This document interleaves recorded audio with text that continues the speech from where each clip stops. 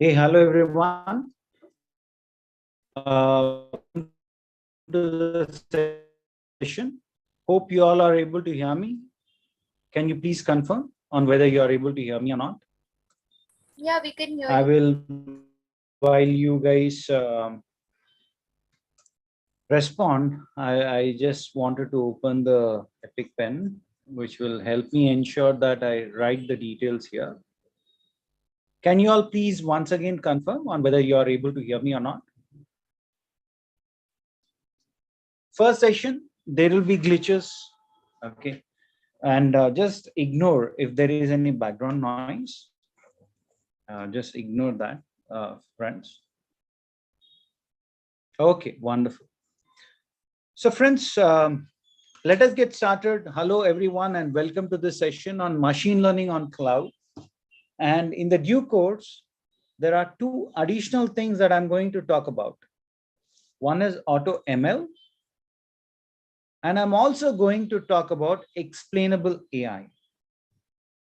The beauty with auto ML is that you need not write even a single line of code.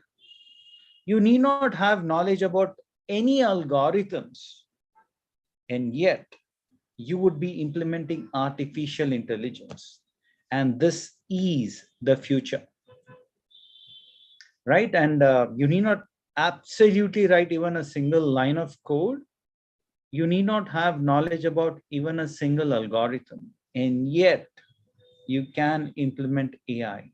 And that is absolutely the future, friends. And the goal of artificial intelligence is to achieve AGI, artificial general intelligence, helping even the lay person understand artificial intelligence is going to be the future.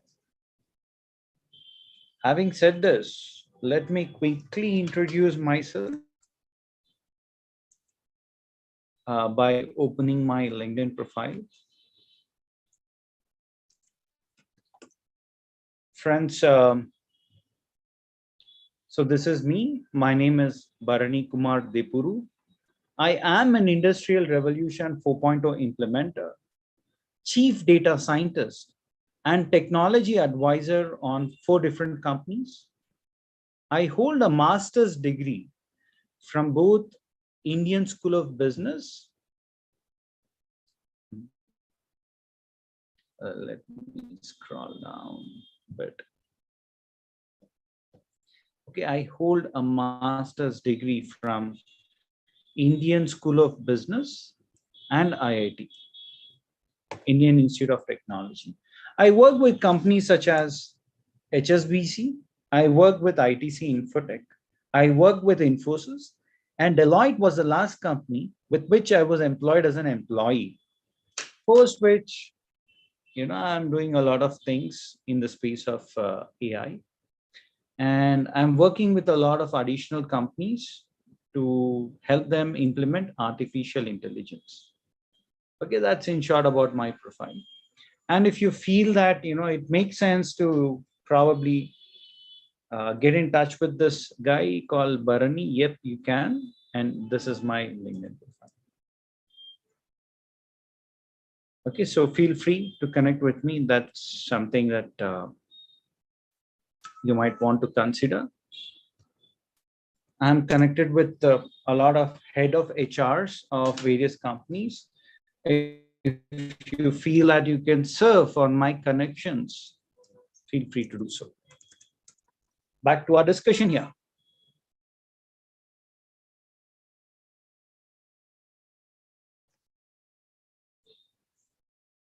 Okay.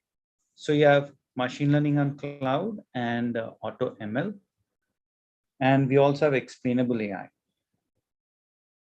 No programming, no algorithms, and yet you can implement AI, and that is exactly what we are going to learn as part of this.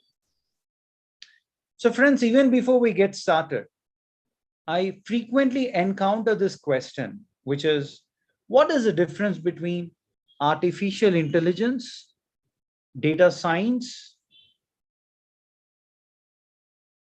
machine learning and deep learning? I frequently keep encountering this question. So we will first try to demystify this and try to understand what is artificial intelligence. Artificial intelligence is all about automating the human intelligence. What do you mean by human intelligence? Let me explain. If you're driving a car, what do? You control the steering. And what else do? You apply brakes.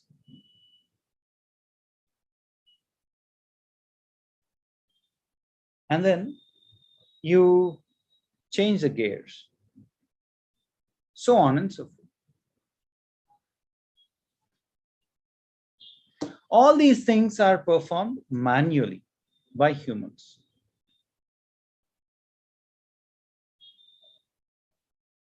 But then,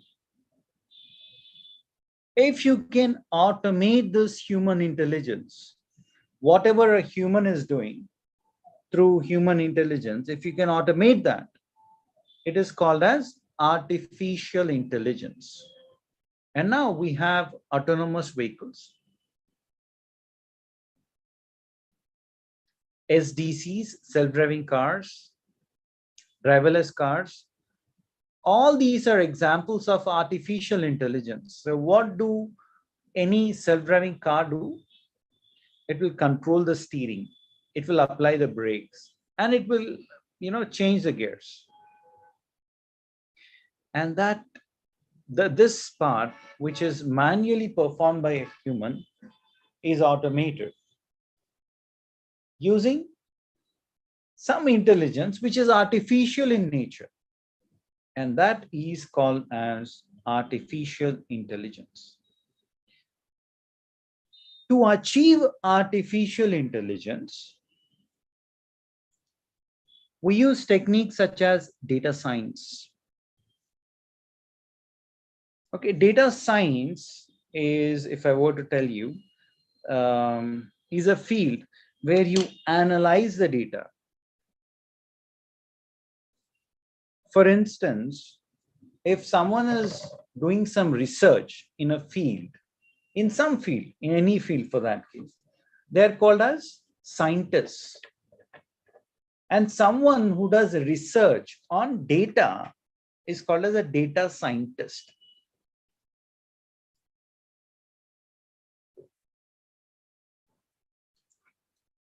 And if the field that they work in is called as data science. Data science can be implemented using a lot of algorithms. And all these algorithms are part of something called as data mining.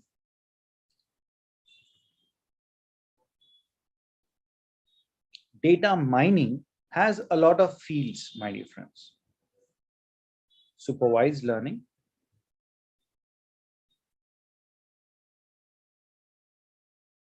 unsupervised learning,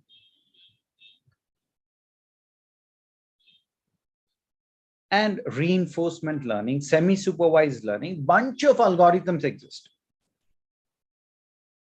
But the goal of all of these algorithms is to analyze the data and mine the data. It is very similar to something called as coal mining.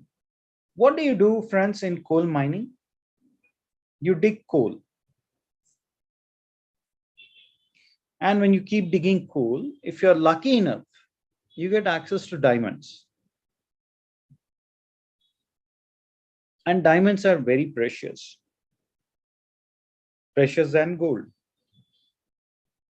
When you do coal mining, you get, you keep digging coal, but then you'd be extremely happy if you can get gold, diamond.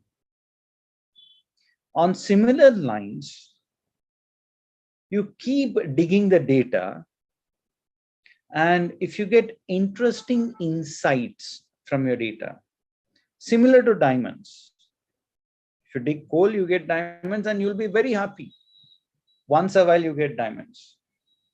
On similar lines, when you dig data, when you analyze data, you get access to very interesting insights. And those are the insights which we should be really concerned about. And that field, which will help you extract the insights similar to diamonds, is called as data mining. Within data mining, you have a field which is called as machine learning. Machine learning supervised algorithms, machine learning unsupervised algorithms, etc. And machine learning will help you identify patterns in the data. Okay, patterns in the data are analyzed, are identified using machine learning algorithms. And within machine learning, you have a field which is called as deep learning. Right? Within this, you have a field called as deep learning. And deep learning is synonymous with a term which is called as neural networks. Neural networks is a term which is synonymous with deep learning. No matter what you do, no matter what techniques you apply, at the end of the day, you end up implementing AI algorithms. No matter what techniques you apply, at the end of the day, you end up building AI applications. And this is the difference between artificial intelligence, data science, machine learning, and deep learning. A lot of times people get confused on what is the difference among all these terms. And I'm hoping that now this understanding is clear. Next. This is very important, friends. You might feel, oh my God, these are all so trivial things. We already know about that. Right? Though you know, probably I would have added some more information to it, right? So keep accruing knowledge in that way. All right.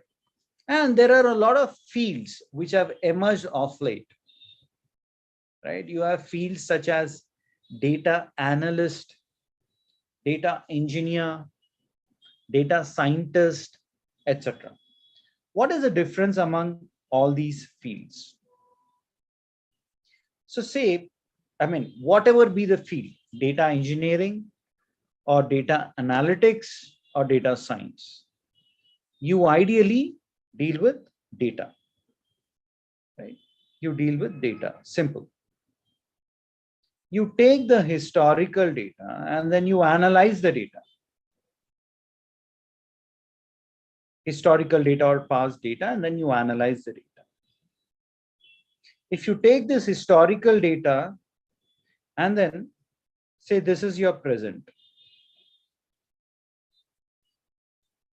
and on this side you have your past, and on this side you have your future.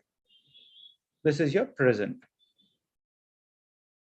You're taking the data until the present, and when you analyze the data, and when you make statements about what has happened in the past, what has happened in the past until now. For example, you know about COVID. It has changed the way we live, the way we do our businesses, etc.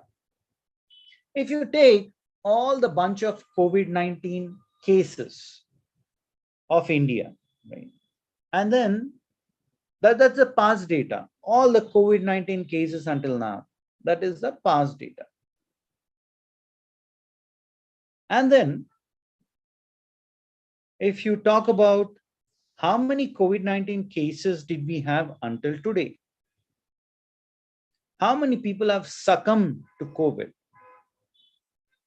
how many people recovered from COVID, how many people are inoculated? How many people are vaccinated? And if you keep asking these kind of questions from the past, okay, and if you answer questions pertaining to past until now, that is called as data analytics. Data analytics. So you take the data, past data, and comment until now. That's called as data analytics.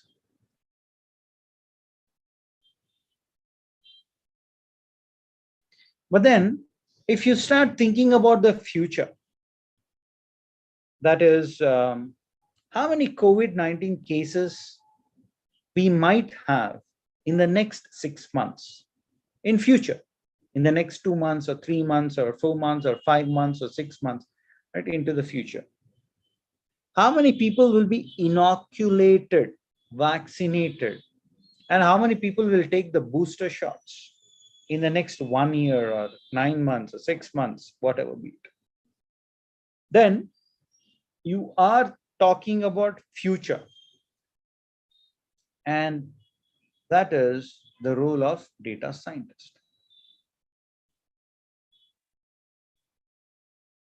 Okay, it is data science. Data science is a field, and the person who performs data science is called as the data scientist. Data scientist performs data science activities. Okay, and a data analyst performs the role of data analytics. So on one side, you have data analyst. On another side, you have data scientist. Data scientist performs data science activities. Data analyst performs data analytics activities. All right. So data science is all about being proactive. Even before something goes wrong, you take an action. But data analytics is all about being reactive. Means only if something goes wrong, you take an action. Already something has happened, because you're only talking about present, until present. But the moment you talk about future, you become proactive. Means even before something happens, you take an action based on your predictions. Based on your predictions, you take informed decisions. So on one side, you have data analyst, on one side, you have data scientist. But then data scientist is a person who also need to understand what happened until the present. Only when you understand what happened until the present can you talk about the future. So data scientist also performs data analytics roles.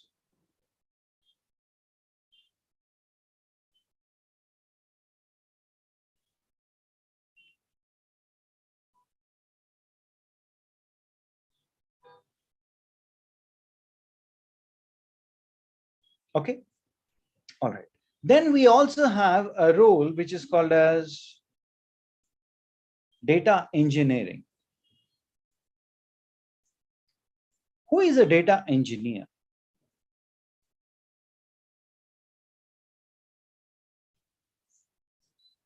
Data engineer is a person who will ensure that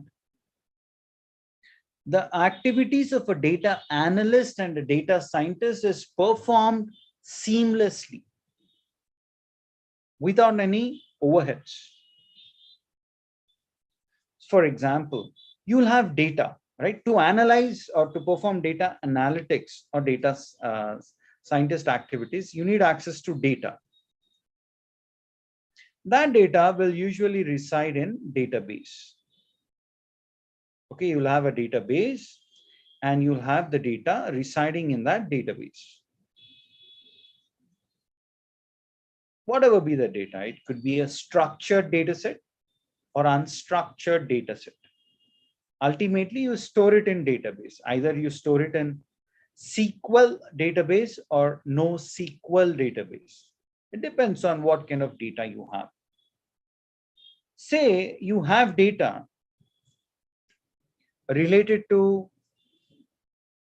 bank, right? Say you have data pertaining to a specific bank. And in this data, you have a lot of variables. And one of the variable, let me call it as Y, is whether a person will default on the loan or not. Okay, you have, say, access to 10,000 customers database. And in this, you have an output variable. This output variable is whether a person will default or not default. Say you have this kind of a data. Output variable.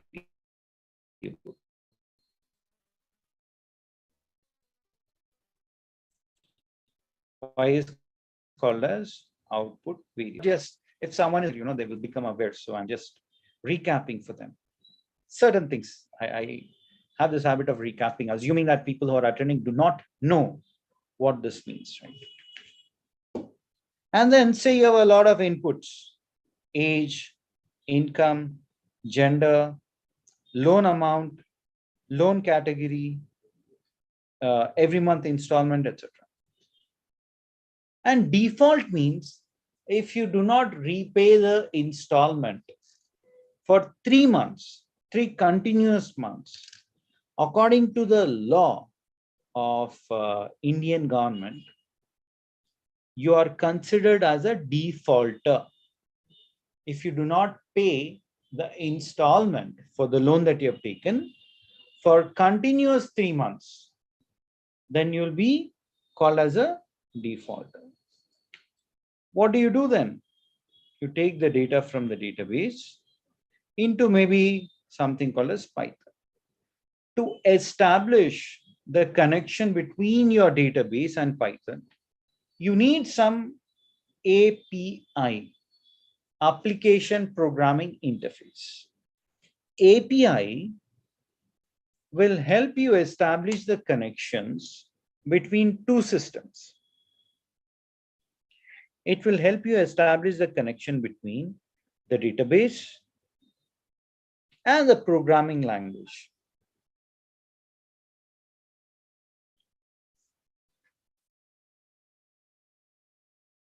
There are a few commercial APIs which exist.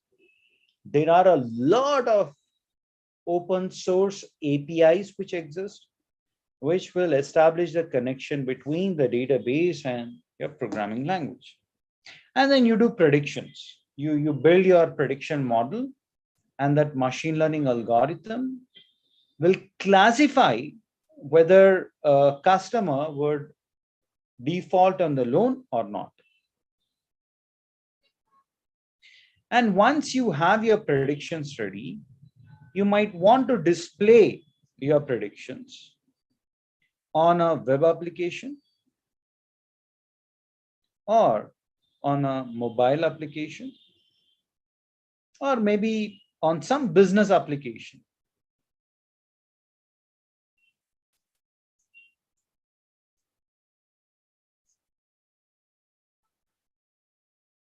Okay, you want to display the results on either the web application or mobile application or business application.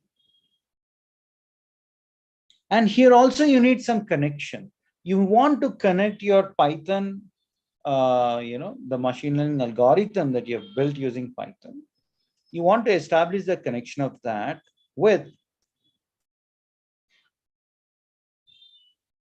one of these applications. There also you need an API, application programming interface, which connects or establishes the connection between two systems, two different applications. That's why it's called an application programming interface. It will interface two applications. Data engineer is a person who has to establish this entire pipeline. And data engineer is supposed to ensure that there are no errors when you put this particular architecture in production, meaning when the end users start using your services, using your machine learning application or machine learning algorithm, they should not encounter any issues. Seamlessly, if there is new data, you have 10,000 observations. If you have 10,001th observation, so on and so forth, all that new data has to automatically get processed, and the end result, the predictions, should get displayed onto your screen. Okay, that is how you build the model. Anyways, this is an overview of the different roles, or the three key roles rather: data analyst, data scientist, and data engineer. Okay, let's deep dive now.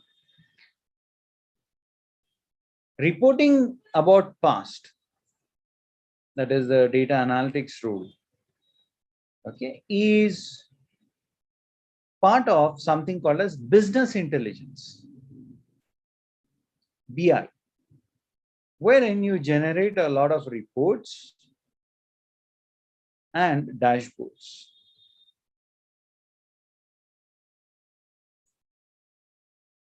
Okay, you generate a lot of reports and dashboards.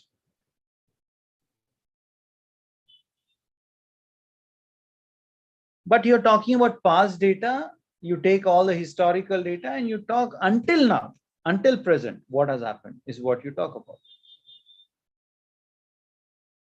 If you start predicting the future, that is machine learning usually, you predict the future. Then data science will help you create the new future. That is drawing the meaningful insights from your data and taking action on your data. If someone says, hey, there is 90% probability that the customer A who applied for the loan will default. If someone says so, then that's job of a data scientist. Finally, you have artificial intelligence, wherein you don't just look at this, you explore all the futures. For example, what if there is 80% probability? What if there is 95% probability? What if there is 99% probability? What will happen to the end result? What if analysis is something which is performed as part of your AI, wherein you explore all the futures. What if this customer A, whose age actually is 35 years, what if this person's age was 33 years? What if we give an interest amount of 8% instead of 10% to this customer A? What will happen? What if I reduce the interest rate to 6% from 8%? Will this customer A still default? We don't know, but we need to analyze. Given the historical data, we need to analyze. And that's your what if analysis, or exploring the future. All right. Now, AI for decision making. Artificial intelligence is used for decision making. To make better decisions, you use it. Usually, people do a broadcast. What does that mean? Say you have a bank. Say you have HSBC Bank. Okay, and say you have 20,000 customers. And you have a new offer. And that offer is, if you purchase new iPhone using HSBC credit card, if you purchase using HSBC credit card, say you get a special 5% discount. Broadcasting means you send this specific offer to all the 20,000 customers. Maybe you'll do some email marketing and send it to all the 20,000 customers of HSBC Bank. But what if one of those customers happens to be Sachin Tendulkar? What if one of the customer happens to be Roger Federer? What if one of the person happens to be US President Joe Biden? Would they be interested in 5% discount? And would that 5% discount email trigger these people to purchase iPhone? Not really. It won't help. So, and even worse, if someone doesn't feel that the emails that you're sending are going to help them, they will unsubscribe. Meaning all the future emails that you send will not reach that customer.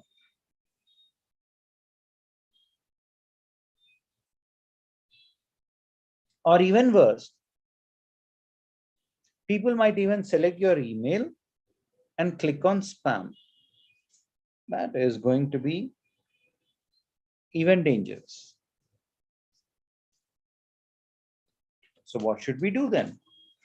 Right? Personalized decision making. Given all these 200,000 customers, perform something called as clustering or segmentation. And then you come up with a lot of segments. Maybe so out of these 20,000 customers, 5,000 customers belong to one cluster, maybe cluster 1. Maybe these are all affluent people, people belonging to some wealthy families and all that. Say you have another 5,000 customers, different segment. Say these are bridge customers. Who are bridge customers? Bridge customers are those customers who are almost buying the luxury products like iPhone. They're not buying yet, almost they are buying. They're buying products which are next to iPhone, just slightly less price than iPhone.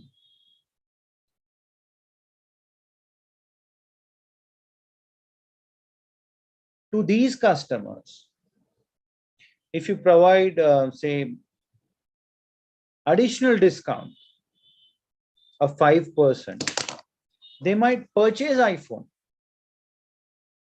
They might purchase iPhone. So probably out of all these different segments, you might want to send email or you want to do email marketing to these customers. You might want to do marketing for the bridge customers.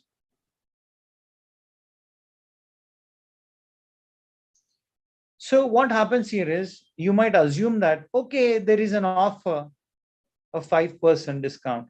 Let me send it to everyone. This is called as average, meaning on an average, a few people will purchase. Let me send it to everyone. How does it matter? Right? But I've told you that a few people might unsubscribe you, a few people might select your email and click on spam. You can get rid of all those issues by doing personalized or by taking personalized decisions. That's the beauty of artificial intelligence. So it will help you avoid death by average. Oops, sorry. I don't know why that popped up. Okay.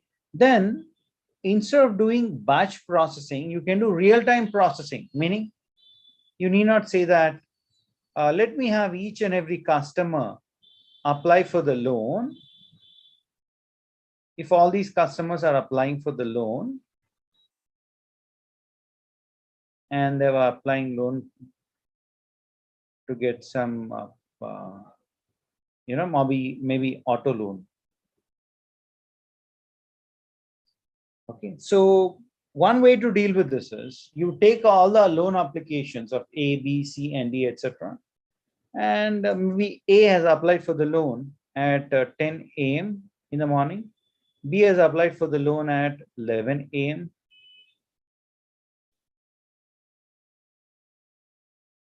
C has applied for the loan at 2 p.m. and D has applied for the loan at 5 p.m. At different times, they've applied for the loan.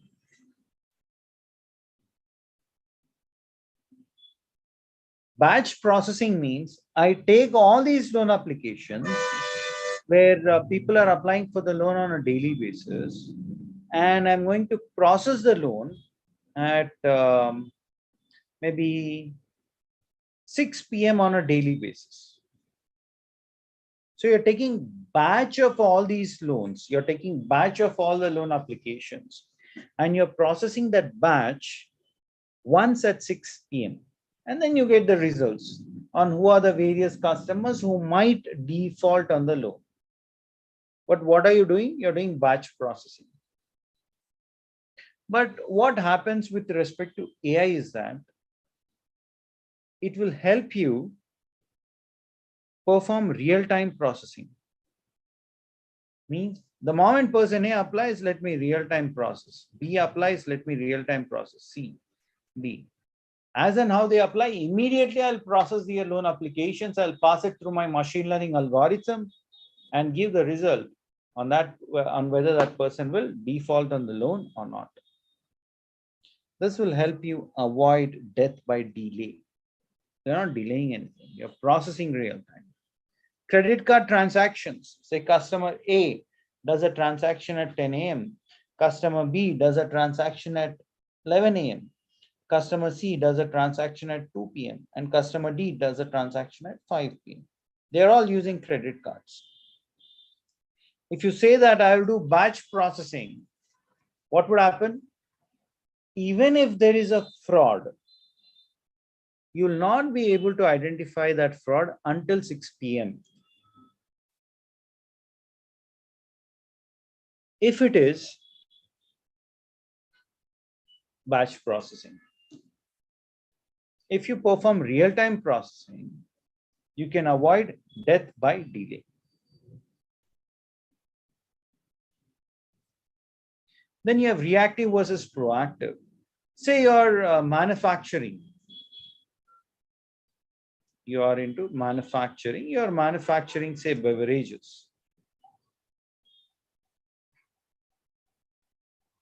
You know, if in any manufacturing plant, you'll have a lot of machines, right? If those machines fail, and then after the machines fail, if you're going to go and fix the issue, or if you're going to go and understand what went wrong after the issue happened, right? If you try to understand what went wrong, then you're being reactive. But if you take an action after something has gone wrong, okay, I mean, if you take an action after something has gone wrong, it's being reactive, right? But then what you can do is machines fail, machines break, right? It will cause disruption to your manufacturing, right? But then what you can do is, even before something fails or something breaks, you can proactively predict. You can predict when will a machine fail. That's called as preventive maintenance.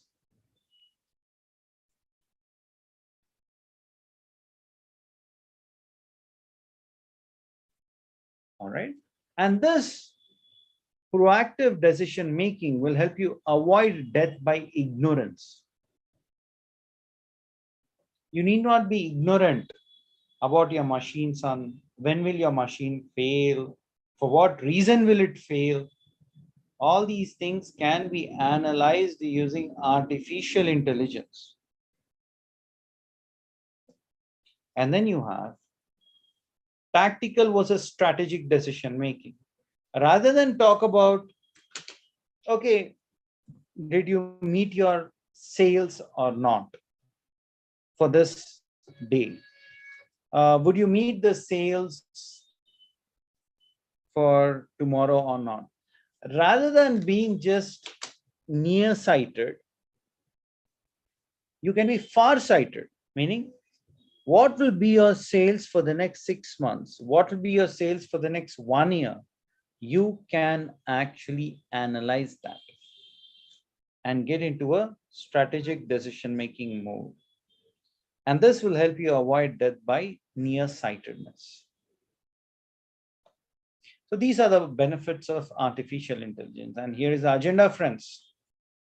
Auto ML and machine learning on cloud, Amazon Web Services. We are going to talk about AWS machine learning services, Microsoft Azure, Google Cloud Platform, and explainable AI. When it comes to Auto ML, we will talk about theory and we'll also do practicals. And here we are going to resort to two things. One is we are going to make use of open source Auto ML framework, and we are also going to use licensed Auto ML framework. When it comes to open source, I am going to talk about Teapot, and I am going to talk about Keras. Okay, there's something called as Auto Keras, rather. Let me write the complete name here for your understanding. We will talk about both of these. When it comes to licensed, I'm going to talk about Amazon SageMaker, Autopilot. We are going to talk about Microsoft Azure ML Studio.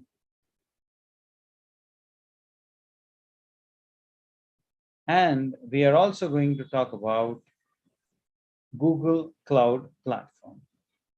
Once that is done, we will also talk about explainable AI. And for all of these, we would theoretically understand the concepts. And practically, we will solve it real time.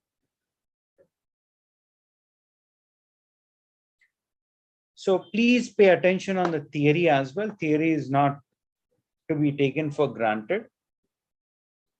We will also have the practical session. So one day it will be theory, on another day it will be practicals. Right? This is how we have structured it. Friends, whenever you deal with any data science project,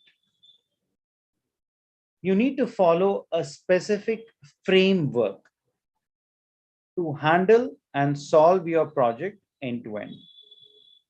And if you follow a framework, success rate of your projects will increase. And you have a framework called as CRISP-DM, which stands for Cross Industry Standard Process for Data Mining. And there is an enhanced version of this framework, which is called as CRISP MLQ, Cross Industry Standard Process for Machine Learning and Quality Assurance. Okay. Both these frameworks,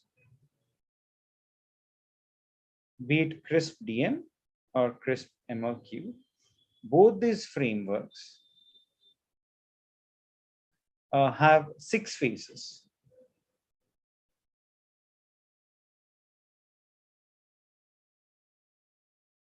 Okay, it has 6 phases. Business understanding. When it comes to CRISP-ML, you have business understanding, data preparation, modeling, evaluating your model, and deployment. These are the 6 phases of CRISP-DM. When it comes to CRISP-MLQ, there is a subtle difference. There's a small difference, and that is that these 2 phases, phase 1 and phase 2, are combined into a single phase. They are combined into a single phase. Then the second phase is data engineering. The third phase is modeling. The fourth phase is evaluation. The fifth phase is deployment. And the sixth phase is monitoring and maintenance.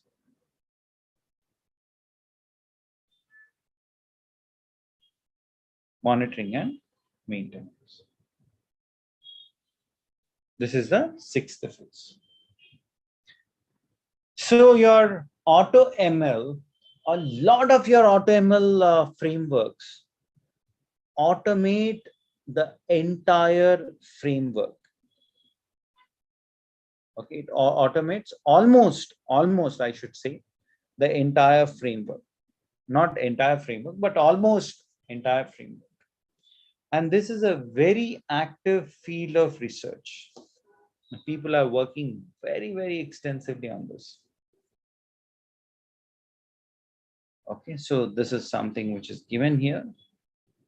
And it's an iterative process, etc. We are already aware of that. When it comes to auto ML, in any machine learning algorithm, especially when it comes to predictive models, there will be a lot of hyperparameters. For example, when it comes to decision tree, there is an algorithm in machine learning called as decision tree. There is an algorithm called as neural network, so on and so forth.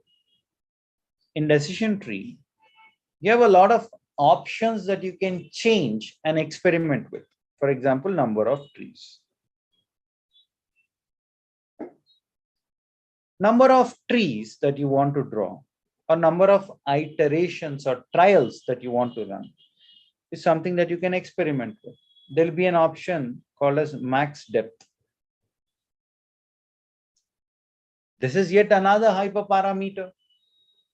So you can keep giving different options for this, and you can keep experimenting, and you can see which option gives you the best result. So that's hyperparameter optimization. This has black box optimization, multi-fidelity optimization, etc.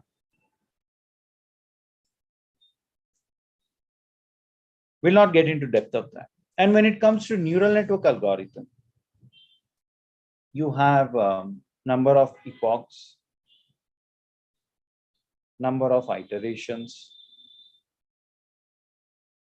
batch size, learning rate, optimization algorithm, loss function, activation function, so on and so forth. There are a bunch of hyperparameters.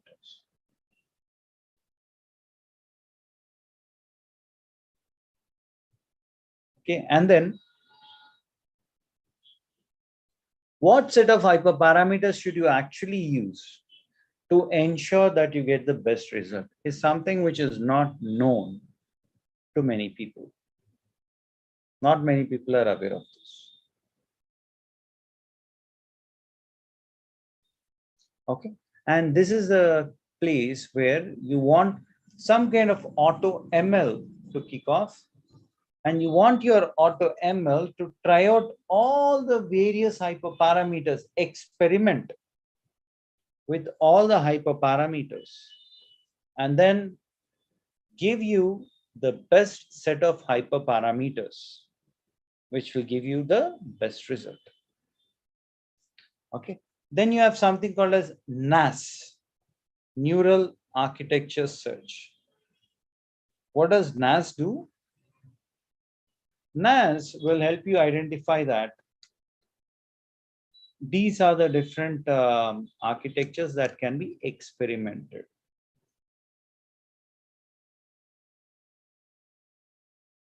For example, if you have structured data, or if you have structured data is also called as columnar data, or it's called as tabular data.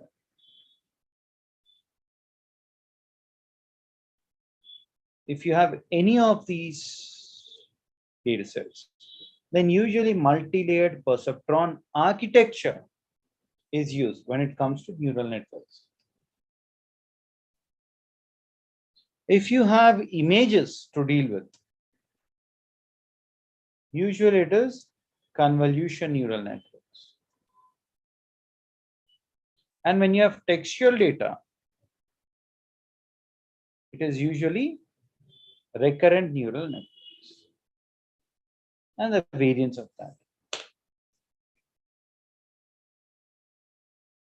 Depending on the data that you supply, your neural architecture search NAS would automatically figure out on what is the best algorithm or what is the best architecture which you need to use to solve your business problem.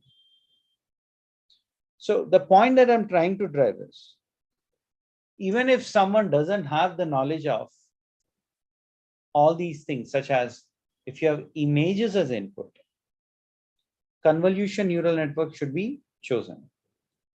Even if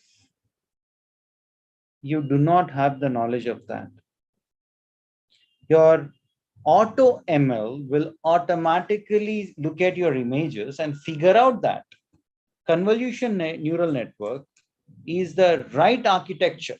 It will automatically identify, and that is auto ML.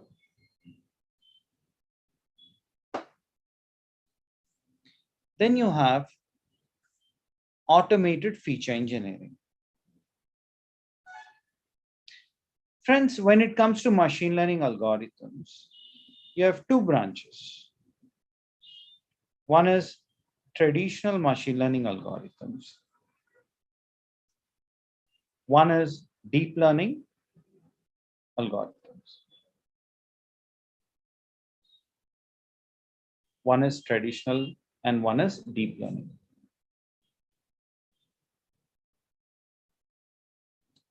In traditional machine learning algorithms, you need to manually extract the features. Manually, you need to extract the features.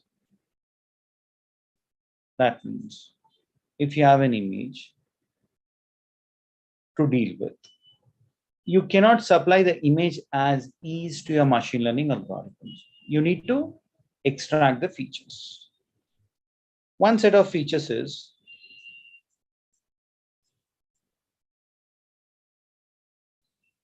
is pixel values. 1, 2, 3, 4, 5, 6, 7. 7 columns is what here. 1, 2, 3, 4, 5, 6, 7. 7 rows is what you have. So you have images of size 7 by 7. That means you'll have 49 pixel values. And each pixel will have something called as pixel intensity.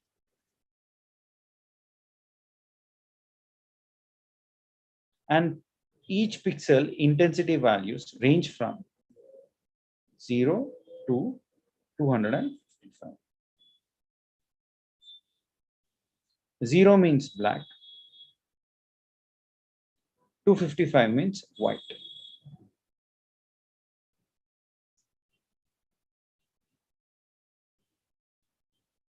So you have pixel intensity values which range from 0 to 255. So what you do is you have 49 pixels, right? 7 columns and 7 rows. So you create a data set in that way. X1, X2, X3, X4, X5, X6, X7, etc. All these are pixel values. So if you have image 1, pixel value 1, 2, 3, 4, 5, 6, 7, in that way, you have all the pixel values. All the 49 pixel values. This is a manual way of extracting the features, which is time consuming. Traditional, when you have traditional machine learning algorithms, this is the only way to extract the features. However, when you have deep learning algorithms, you can automatically extract the features. This is one thing that you need to bear in mind. We have something called as reinforcement learning and evolutionary algorithms, EA. We'll talk about this also later. As part of Teapot, we'll talk about this. And we'll also talk about something called as genetic programming. Okay, anyways, all those things we will talk in theory, and also we will do practicals. Practicals is something that we will not do away with, right? We'll look at all that. And the beauty with Teapot is that it will basically perform, or it will come up with a lot of pipelines. Automatically, it will come up with a lot of pipelines, and then you can decide which pipeline is the best from machine learning standpoint. I'm talking only from machine learning standpoint. The pipeline that I'm talking about is related to machine learning. Okay. Anyways, so all these things we will also do practically. There is something called as feature tools, which is another library. We'll talk about this as well, and we'll see how this can automatically perform feature engineering. Okay. And you also have something called as meta learning, but I think we are time up. We would stop here. And tomorrow when we connect, we are going to take this discussion to the next level. We'll understand a lot of theory. And once we are done with the theory, we will get into the practical zone. Okay. All your questions that you have, you're free to post. Until now, based on the discussions that we have had, please post your questions, feel free. And then I'm going to look at your questions and address your questions in tomorrow's session. Thank you all so much, friends, for your patience. And sorry for the background noise, because I'm taking from office, which is very close to the road. From tomorrow onwards, affirmatively, you'll not experience any background noise. Yeah. Thank you so much, friends, and have a good night. When we connect tomorrow, we'll take this discussion to the next level. Thank you all. Bye. One question. At what time the session starts daily?